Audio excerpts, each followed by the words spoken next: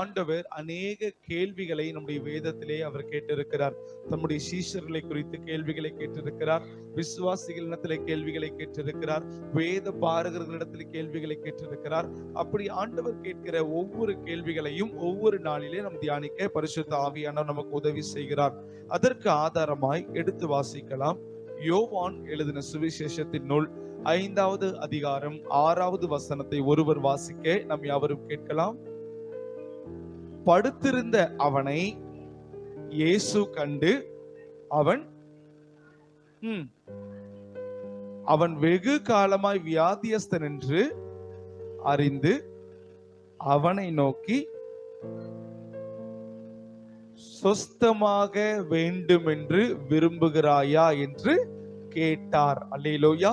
வானத்தையும் அதனுடைய சர்வ சேனைகளையும் தம்முடைய வார்த்தையினாலே உண்டாக்கின அருள்நாதர் இயேசு கிறிஸ்து இந்த இடத்திலே ஒரு கேள்வியை கேட்கிறார். யாரை பார்த்து அந்த கேள்வியை கேட்கிறாருன்னா, 38 வருஷம் ஒரே இடத்திலே படுத்திருக்கிற ஒரு நோயாளியை பார்த்து ஆண்டவர் இதே கேள்வியை கேட்கிறார். ஒரு ஆமென் சொல்ல கேட்கலாமா? அல்லேலூயா.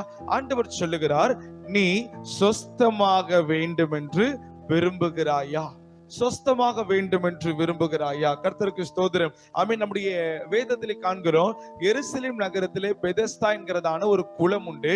அந்த குளத்துக்கு பக்கத்துல அநேக வியாதியஸ்தர்கள் படுத்திருப்பாங்க. அந்த வியாதியஸ்தர்கள் படுத்திருக்கிறதான அந்த நேரத்தில் நடக்கிற காரியம் என்ன தெரியுமா? என்றைக்காவது ஒரு நேரம் தேவ தூதன் வந்து அந்த பெதஸ்தா குளத்தை கலக்குவான். அப்படி கலக்கும் பொழுது யார் முந்தி அந்த குளத்திற்குள்ளே விழுகிறார்களோ அவர்கள் எவ்வளவு கொடிய அவஸ்தையில இருந்தாலும், எவ்வளவு கொடிய வேதனைகளில இருந்தாலும், எத்தனை வருஷமாய் கட்டுண்டவர்களாய் இருந்தாலும் அவர்களுக்கு பரிபூர்ண சுகத்தை கர்த்தர் கொடுப்பார். அல்லேலூயா. அதைத்தான் அந்த பெதஸ்தா செய்து கொண்டு வருகிற. அந்த பெதஸ்தா பக்கத்துல குருடர்கள் இருப்பாங்க, சப்பானிகள் இருப்பாங்க, முடவர்கள் இருப்பாங்க, வாய் பேச முடியாதவர்கள் இருப்பாங்க, செவிடர்கள் இருப்பாங்க, எல்லா விதமான வியாதியஸ்தர்களும் இருப்பாங்க. ஒரு ஆமென் சொல்ல கேட்கலாமா? அல்லேலூயா. இடத்துல கூட அந்த தண்ணீர்கள் கலக்கப்படலாம், ஆனால் அந்த எல்லா வியாதியஸ்தர்களும் தன்னுடைய சுகத்திற்காக அந்த தண்ணீரையே பார்த்துட்டு இருப்பாங்க. எப்போ தண்ணி கலக்கப்படும், நான் முதல்ல போய் குதிக்கணும். 1000 பேர் இருக்கிறாங்கன்னா அதுல குதிக்கிற முதல் மனுஷனுக்கு மட்டும்தான் சுகம். அல்லேலூயா. ரெண்டாவது ஒருத்தன் கொஞ்சம் ஒரு fraction of second டிலே பண்ணிட்டாலும் அவனுக்கு சுகம் கிடைக்காது.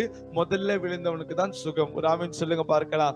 அதே போலதான் இந்த 38 வருஷம் நடக்க முடியாத ஒரு மனுஷன், பெரும்பாடு பெற்றிருக்கிற ஒரு மனுஷன், அவன் பெதஸ்தா குளத்துக்கு பக்கத்துல படுத்திருக்கிறான். என்ன அர்த்தம் தெரியுமா?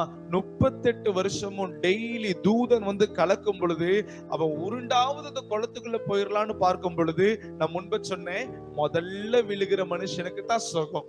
அப்போ இவன் முதல்ல விழலான்னு பிரயாசப்படும் பொழுது வேற யாராயிலும் ஒரு நோயாளி வந்து விழுந்து பெற்றுக் கொள்ளுகிறார்கள் கர்த்தருடைய சுகத்தை. அல்லேலூயா. அப்படிப்பட்ட ஒரு மனுஷன் 38 வருஷம் தன்னுடைய வாழ்க்கையை அப்படியே வெறுத்து ஒரே இடத்துல படுத்திருந்த அந்த மனுஷனை தேடி இயேசு வந்தார். அல்லேலூயா.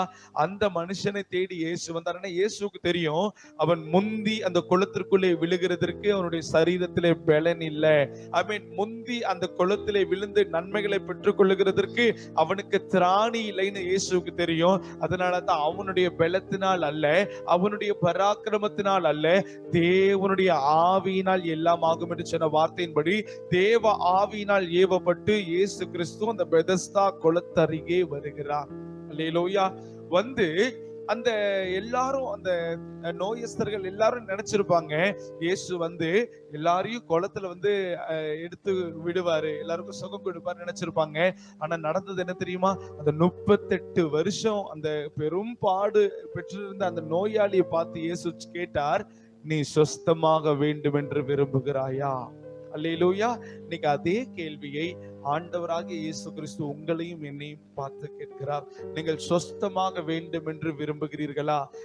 ஆண்டவரிடத்திலிருந்து ஒரு நன்மைகளை நம்ம பெற்றுக்கொள்ளணும்னா முதலாவது ஆண்டவர் விரும்பினா மாத்திரம் போதாது.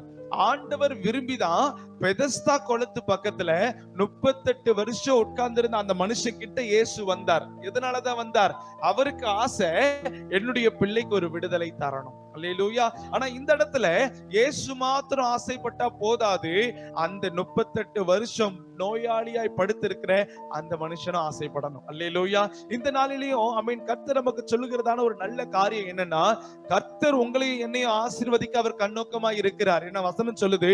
இஸ்ரவேலை ஆசீர்வதிப்பதே கர்த்தருக்கு பிரியம். அந்த மாதிரி சூழ்நிலையில அந்த ஆசீர்வாதங்களை நம்ம பெற்றுக்கொள்ளணும்னா முதல்ல நம்ம செய்ய வேண்டிய காரியம், நான் விடுதலையை பெறணும்னு நான் வாஞ்சிக்கணும். அல்லேலூயா.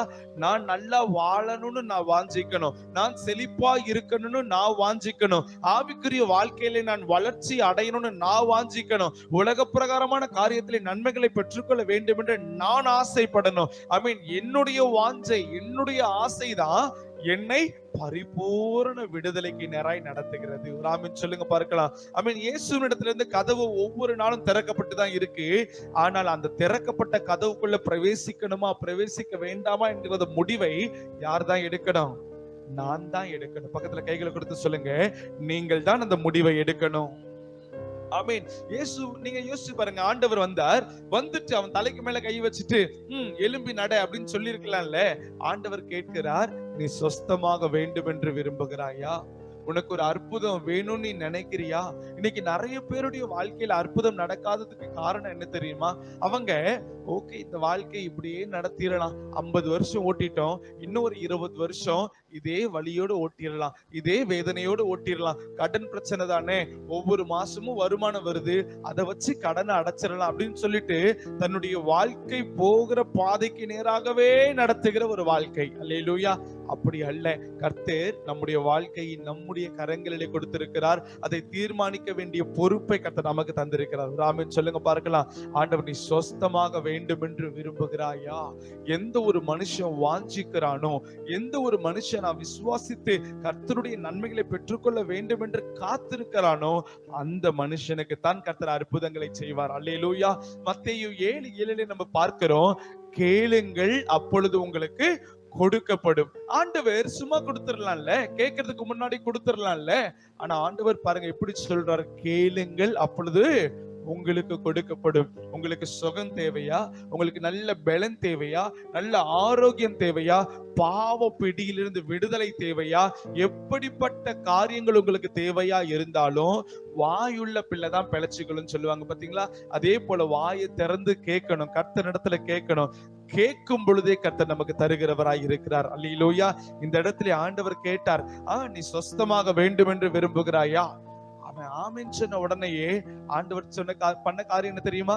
கையை பிடிச்சு குளத்துக்குள்ள கொண்டு போய் விடல. ஆண்டவர் சொன்னார், உன் படுக்கையை எடுத்துக்கொண்டு எழும்பி நட. அவன் அந்த நேரத்திலேயே எழும்பி நடந்தான். கரங்களை தட்டி கர்த்தருக்கு நன்றி செலுத்துங்க பார்க்கலாம். அல்லேலூயா. முதல்ல நம்ப ஆசைப்படணும். அதனாலதான் ஆண்டவர் சொல்லி இருக்கிறார், எரேமியா 33வது அதிகாரம் 3வது வசனத்துல, என்னை நோக்கி கூப்பிடுங்கள், உங்களுடைய தேவைகளுக்கு என்னை நோக்கி கூப்பிடுங்க, அதிகாலையில என்னை நோக்கி கூப்பிடுங்க, அந்தி மாலையில என்னை நோக்கி கூப்பிடுங்க, நள்ளிரவுல என்னை நோக்கி கூப்பிடுங்க. அந்தி சந்தி மதியான நேரத்துல உங்களுடைய தேவைகளை எனக்கு தெரியப்படுத்தி என்னை நோக்கி கூப்பிடுங்கள். அப்பொழுது நான் உங்களுக்கு அறியாததும் உங்களுக்கு எட்டாததுமான பெரிய காரியங்களை அறிவிப்பேன். அல்லேலூயா.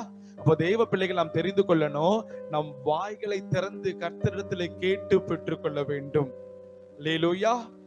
ஒரு குடும்பத்துல 2 குழந்தை இருக்குன்னா, அந்த 2 குழந்தையில எந்த குழந்தை அம்மா கிட்ட எனக்கு இது வேணும் வேணும்னு கேக்குதோ அந்த குழந்தைக்கு தான் கிடைக்கும். அல்லேலூயா. ஒரு சில பிள்ளை நான் கேட்க மாட்டேன், எனக்கு அதுவா கிடைக்கும் அப்படின்னு சொன்னா அப்பா என்ன நினைப்பார்? யாரு கேட்கிறாங்களோ அவங்களுக்கு நம்ம கொடுக்கலாம். அதே போலதான் இந்த இடத்துல இயேசு அவர் நம்முடைய வாய்களை திறந்து நம்முடைய தேவைகளை அவரிடத்துல அறிக்கை பண்ண வேண்டும் என்று அவர் விரும்புகிறார். ஒருவேளை நீங்க கடன் பிரச்சனையில சிக்கி தவித்துக் கொண்டிருக்கிறீங்களா? நித்தமும் கர்த்தரிடத்துல கேளுங்க, ஏசப்பா என் கடன் பிரச்சனைகளிலிருந்து எனக்கு ஒரு விடுதலை தாரும், என் கடன் பிரச்சனைகளிலிருந்து எனக்கு ஒரு விடுதலை தாரும், என்னுடைய விருப்பத்தின்படியே எனக்கு ஆக கடவுது, நான் என்ன விரும்புகிறேனோ அதை இயேசுவினிடத்திலே தெரியப்படுத்தும் பொழுது கர்த்தர் அந்த விருப்பத்தை ஆசீர்வதித்து நிறைவேற்றி நன்மையினாலே நிரப்ப அவர் போதுமானவராய் இருக்கிறார். அல்லேலூயா. இந்த இடத்துல இயேசு வந்து உடனே கையை பிடிச்சு தூக்கி எழும்பி நடன்னு சொல்லல, அவர்கிட்ட ஒரு கேள்வி கேட்கிறார். இன்னைக்கு ஆண்டவர் உங்களிடத்திலே ஒரு கேள்வி கேட்கிறார். நீங்க பலனை பெற்றுக்கொள்ள வேண்டும் என்று விரும்புகிறீங்களா? நீங்கள் ஆசீர்வாதங்களை பெற்றுக்கொள்ள வேண்டும் என்று விரும்புகிறீர்களா? நீங்கள் சுகத்தை பெற்றுக்கொள்ள வேண்டும் என்று விரும்புகிறீர்களா?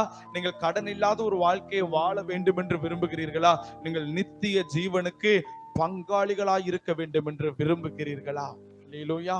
ஆம் கர்த்தாவே அப்படின்னு சொல்லுகிறவர்களை கர்த்தர் நோக்கி பார்க்கிறார். ஐ மீன் பர்த்திமேயுன்னு என்ற ஒரு குருடன் ஒருத்தன் இருந்தா. அந்த குருடன் இயேசு வழி அருகே போகிறார். அந்த குருடன் செய்த காரியம் என்ன தெரியுமா? இயேசுவே தாவீதின் குமாரனே எனக்கு இறங்கும் அவன் கூப்பிட்டான். கூப்பிட்ட உடனே இயேசு வந்தார், அவனுக்கு விடுதலை கொடுத்தார். அல்லேலூயா. அப்போ இயேசுவை வாயை திறந்து கூப்பிட்டு நம்முடைய தேவைகளை அவரிடத்துல நம்ம ஒப்பு கொடுக்கும் பொழுது அவர் விடுதலையினாலே நம்மை நிரப்ப அவர் போதுமானவராய் இருக்கிறார். அல்லேலூயா. நாம் இருக்கிற இடத்துல எழும்பி நின்று நாம் கர்த்தரை நோக்கி பார்க்கலாமா? அவர் கூப்பிட்டு யாவருக்கும் பதில் தருகிறவர், கூப்பிடுகிற காக்கை குஞ்சுக்கும் பதில் தருகிறவர். எங்களை அதிகமாய் நேசிக்கிற எங்கள் அன்பின் பரலோக பிதாவே, நீர் நேசித்து கொடுத்த இந்த மகிமையான வேலைக்காக நாங்கள் நன்றி செலுத்துகிறோம். அன்றைக்கு 38 வருடம் வியாதியஸ்தனாய் இருந்த அந்த மனிதனை பார்த்து சொஸ்தமாக வேண்டும் என்று விரும்புகிறாயா என்று கேட்டீர். அவனுடைய விருப்பத்தை கர்த்தர் நீர் தெரிந்து கொண்டதற்கு பிற்பாடு கர்த்தர் நீர் விடுதலை தந்தீர். உன் படுக்கையை எடுத்துக்கொண்டு நட என்று சொன்னீர். அதே போல உம்முடைய பிள்ளைகள் நாங்கள் அநேக தேவைகளோடு கூட இருக்கிறோம். அந்த தேவைகளை உங்களிடத்திலே தெரியப்படுத்துகிறோம். கர்த்தருடைய ஆவியானவர் எங்களுடைய தேவைகளை காட்டிலும் மகிமையுள்ளவர், பெரியவராய் நீர் இருக்கிறீரப்பா. அந்த தேவைகளை ஆச்சரியமாய் இன்றைக்கே சந்தித்து எங்களை மகிழ பண்ணுகிறதற்காக ஸ்தோத்திரம். வந்திருக்கிற ஒவ்வொரு பிள்ளைகளையும் உங்களுடைய கரத்தில் ஒப்புக் கொடுக்கிறோம். பரிசுத்த ஆவியினர் பலப்படுத்தும், திடப்படுத்தும், கிருபையாய் காத்துக்கொள்ளும். நீர் பெருகணும், நாங்கள் சிறுகணும். மீட்பர் இயேசுவின் மூலம் ஜெபிக்கிறோம் ஜீவனுள்ள பரமபிதாவே, ஆமேன். ஹல்லேலூயா.